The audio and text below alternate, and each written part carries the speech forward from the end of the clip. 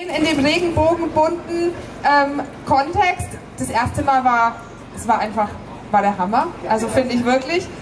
Überall, ich war richtig stolz auf unsere Stadt, das zu spüren, das zu sehen, das nach außen zu zeigen, einfach, ich sage mal, das, was man im Herzen hat und im Hirn, dass man das auch auf die Straße bringt miteinander, das ist total gelungen und es wird heute wieder gelungen und ich kann nur sagen, herzlich willkommen, ich bin voll dabei. Wir brauchen Tage wie diese und Wochen wie diese, weil solange ich am Rathaus eine Regenbogenflagge aufhänge und es die Leute dermaßen triggert, so lange dürfen wir nicht aufgeben. Da liegt noch ganz, ganz viel Arbeit vor uns. Immer unter, also. Ja, toll. Ja, ich wehre mich ja nicht dagegen. Ja, nee, auf gar keinen Fall. Wir freuen uns ja eher, dass es so bunt ist und dass du halt auch Repräsentanz zeigst und einfach auch irgendwie ein Zeichen dafür setzt. Aber wie ich so sehe, es sind wirklich schon sehr, sehr viele Leute hier. Ich glaube sogar auch mehr als letztes Jahr. Von daher haben wir letztes Jahr schon, glaube ich, einen ganz guten Weg geebnet. Ich würde gerne mal so einen Test machen, weil wer lauter ist, kannst du die mal... Ja, absolut. Klar, das machen wir mal so. Ja, das finde ich doch sehr gut. So, fangen wir doch mal an. Wer ist denn lokal hier aus Hof? Wow, das sind schon auf jeden Fall einige. Und wer ist angereist? Und jetzt sagen wir mehr als 30 Kilometer. Wow! Haben wir auch Leute, die mehr als 50 Kilometer weg sind?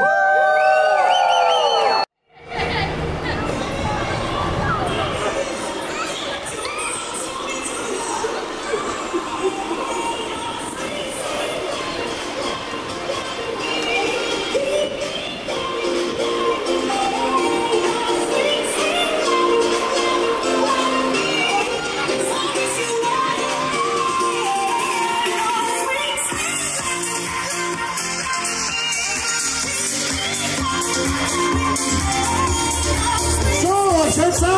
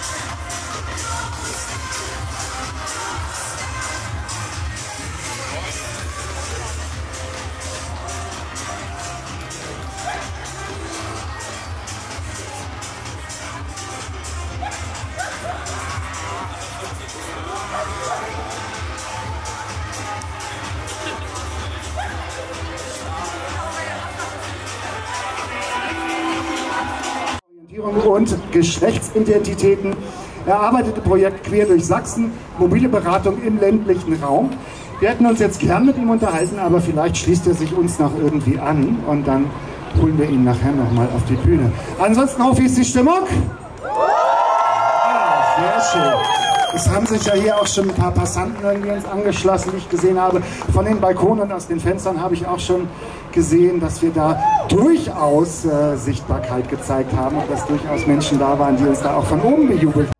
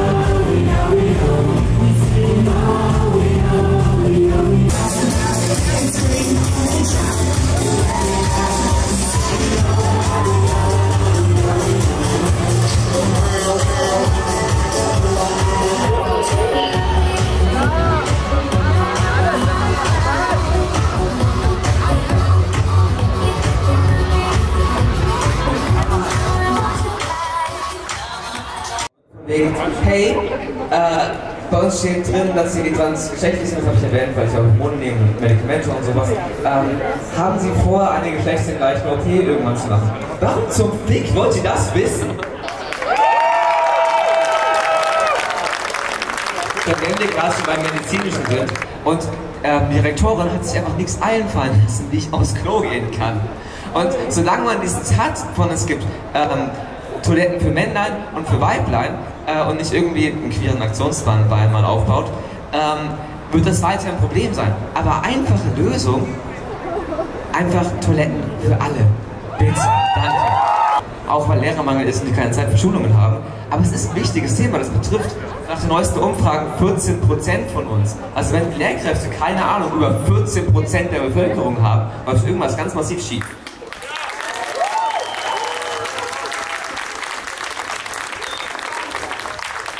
Und dasselbe auch gerade an anderen Leuten. Genau. Das Selbstbestimmungsgesetz ist ja schön und gut, ich finde es ganz toll, weil dann konnte ich ohne Gericht meinen Namen und Geschlechtseintrag ändern. Aber eine kleine Prise Haken gibt es da noch. Und zwar für transfeminine Menschen, die werden auf irgendeine Liste geführt, für den Wehrfall, dass sie dann trotzdem eingezogen werden. Also, keine Ahnung, ich habe jetzt schon ein Jahr lang, bisschen mehr Hormontherapie. Ich bin nicht mehr so kräftig. Ich würde gerne nicht eingezogen werden. Außerdem ist es ziemlich frech, Transmenschen auf eine Liste zu führen. Und wenn man das mit dem historischen Kontext so ein bisschen anschaut, eine Liste von Menschen, die man vielleicht nicht so toll findet, ist keine gute Idee.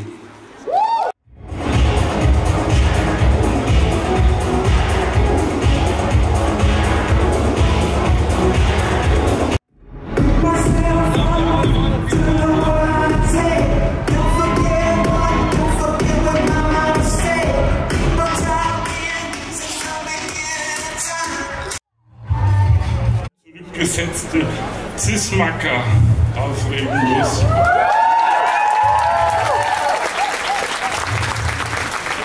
Einst seid ihr kaum in der Gesellschaft aufgetreten, weil ihr Angst hattet, weil ihr euch verstecken musstet, weil ihr euch geschämt habt, weil ihr von der Justiz bestraft wurdet. Auch wenn sicher schon vieles erreicht war, und fehlt immer noch an Selbstverständlichkeit und Akzeptanz bei vielen Leuten. Ich dachte mit der Zeit, es könne eigentlich nicht mehr so arg lang dauern, bis solche Tage wie der heutige nicht mehr notwendig sein würden und ein friedliches, achtsames Zusammenleben für alle möglich sein könnte. Um uns regenbogenmäßig ein bisschen weiterzuentwickeln. Aber zuerst möchte ich noch mal sagen, was ich vorhin für ein Gefühl hatte in der Marienstraße, als ich nach unten geschaut habe und den ganzen Zug in dieser Pracht und mit dieser Energie gesehen habe. Und da habe ich mir gedacht, so hey, wow, Wahnsinn, dass wir das hier dürfen, wo Millionen oder Milliarden von Menschen in anderen Ländern drum kämpfen würden, dass wir diese Freiheit haben, dass wir alles zeigen dürfen und leben dürfen und dass wir auch einen Rechtsstaat haben, in dem das alles geht. Und wenn ich auf unsere bunten Ballons schaue und ich sehe die Farbe Blau, dann sage ich, Blau steht für Danke an die Polizei heute, die uns schützt und die für uns da ist. Und die Frauen und Männer machen ihren Dienst und die arbeiten für unser aller Rechte nach unserem Grundgesetz, für das wir dankbar sein dürfen. Ich bin froh drum und ich bin dankbar, dass wir so leben dürfen und diesen Schutz bekommen, egal an welchem Tag, egal zu welcher Uhrzeit. Dafür da, dass wir zeigen dürfen, was wichtig ist und wo wir noch kämpfen müssen um Rechte. Und wenn ich das Orange anschaue, dann sehe ich unseren Bauhof natürlich, mein Lieblingsbauhof der ganzen Welt, der heute auch mit ganz vielen Fahrzeugen und Leuten im Einsatz war. Und Rot steht fürs BRK, für die Bereitschaft, die auch für uns heute mit dabei ist. Also die sind alle auch für uns da. Und Pink natürlich für alle OrdnerInnen und Orga-Team. Also ganz viele Menschen, die das für uns ja auch möglich machen, dass das alles so geht und funktioniert. Anders als woanders auf der Welt. Aber jetzt mal zurück in unsere Stadt. Was müssen wir machen? Es ist klar, was wir wollen, wo auch noch was zu tun ist. Wir müssen Sichtbarkeit und Akzeptanz fördern, jeder direkt dort, wo er zu Hause ist, sich gegen Diskriminierung stellen, egal wo sie auftaucht und nicht aus Bequemlichkeit einfach drüber hinweg hören. Und es gehört für mich auch dazu, auch als Stadt, dass wir queerfreundliche Veranstaltungen unterstützen, dass wir das zeigen, dass wir die Flagge aufhängen, dass wir alle dazu stehen. Und ich habe es bei der Begrüßung gesagt, da regen sich einige mächtig drüber auf, über eine Regenbogenflagge am Rathaus. Es ist alles links, grün, rot, irgendwie, was weiß ich, versifft. Aber solange es diese Tendenzen gibt, müssen wir erst recht Flagge zeigen zusammen und Haltung zeigen.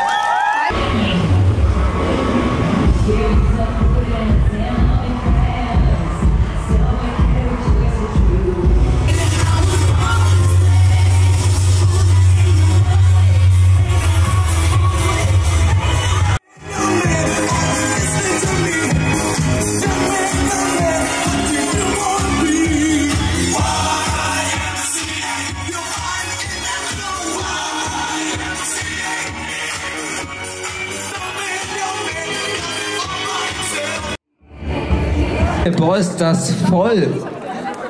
Warum bin ich pisst auf diese Baustelle? Okay. Unsere Versammlung ist jetzt zu Ende und unsere Veranstaltung beginnt. Wir werden hier richtig viel Bühnenprogramm haben, Dragshows, Reden, Talkrunden, alles Mögliche. Kurz davor 2 Sachen von mir.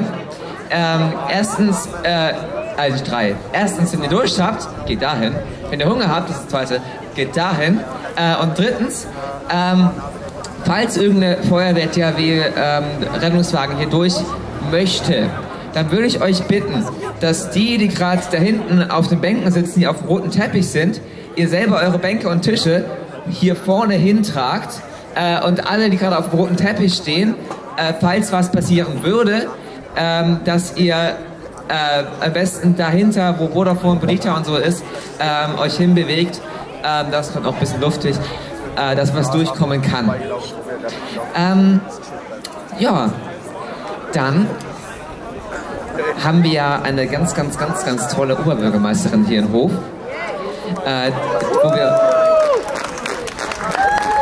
wo wir uns unglaublich freuen, dass sie auch für dieses Straßenfest Schirmherrin ist. Und ich glaube, dass noch ein bisschen, bis sie hier hochkommt. Wir haben jetzt zum Beispiel da, dieser vorderste Stand da von der FIO, wir haben den genommen, weil der ist schön bunt. Gibt es noch so Infomaterial, ihr könnt auch Merch kaufen, solche schicken T-Shirts. Genau. Du musst was zu erzählen, so ein bisschen begrüßen vielleicht? Ich hätte schon ein bisschen mehr Text. Ich habe noch ein bisschen was dabei.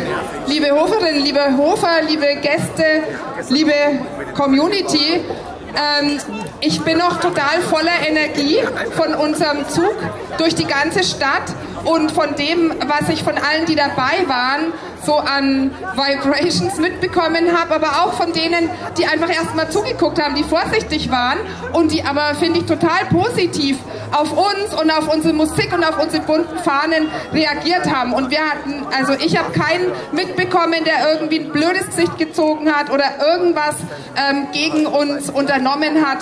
Und ich weiß nicht, ob es an kleiner Stelle vielleicht war, aber das, was ich gespürt habe, das war richtig schön und da bin ich richtig stolz auf unsere Stadt, dass hier ein Platz ist.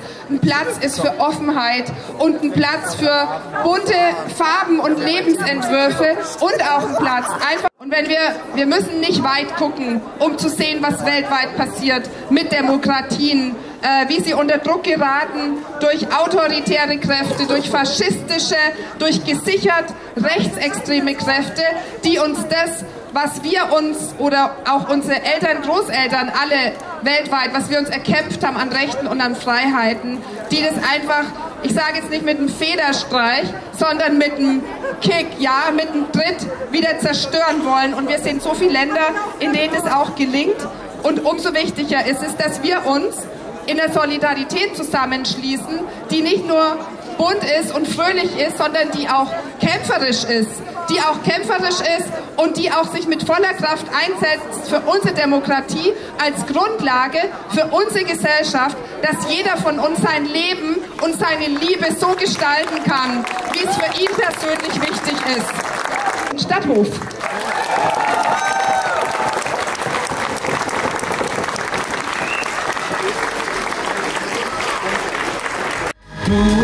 mal für dich den Himmel blau, 1000 Träume tief. Hey, hier Romeo an Julian, SOS, ich bin verknallt. Heute fliegen wir mit Überschall, Wolken durch die Nacht. Seid ihr noch da? Du steigst aus im schicken Cabrio, enge Jeans, das T-Shirt feuerrot und ein Blick, der mich träumen lässt. Oh. Ein erster Kuss, ja, er tut so gut. Du und ich und nur der Mond schaut zu. Wir stehen für Demokratie in unserem Land. Es werden wir immer mehr. Komm, tu das, tu jetzt alle. So machst du alles. Das hast du sagen. Bauen wir die Zukunft heraus. Gemeinsam sind wir stark. Alle, wir sind Europa. Ewige Welt. Wir stehen für Integration in unserem Land. Deshalb werden wir immer mehr. Komm, du kannst jetzt alle. Oma, Oma, Jugend dazu. Ich werde versenken in ihrer Kraft, da verhallt jedes Wort, soll mich nur wehrlos ertrinken. So wird's nicht sein. Sehr schön. Ausgezeichnet, wunderbar. Aber Rahel, du bist ja nicht alleine. So, ich hoffe mal, dass auch zum Beispiel von Queer Bayreuth die Lena mit da ist. Ja, ich bekomme 2010 unseren ersten CSD. Wir hatten in Pirna 2010 unseren ersten CSD. Ja, in Bayreuth war ich bei der ersten Orga schon dabei, 2022. Da habe ich aber nur so ein bisschen was gemacht. In Bamberg haben wir im Juli 2021 angefangen, aber ich weiß nicht mehr an welchem Tag.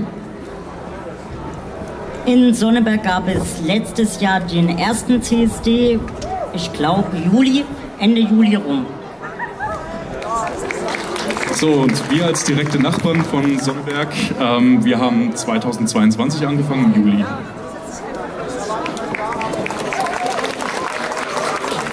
Ich wiederhole das, ich war auch 22 schon beim ersten CSD dabei in Coburg.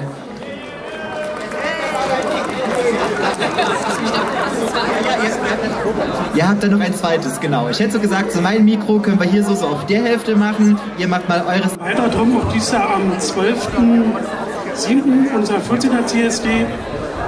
Wenn es klappt mit der Regenbogen, fahren wir wieder am großen Kirchturm von Pirna, so wie letztes Jahr. Da haben wir uns im UB ein Schnippchen geschlagen. Und wir sind einfach da, weil wir uns nicht unterkriegen lassen. Wir haben starken Gegenwind. Wir brauchen viele begeisterte Besucher. Wenn ihr wollt, kommt nach Pirna am 12.07. von 14 bis 22 Uhr auf dem Hauptmarkt von Pirna.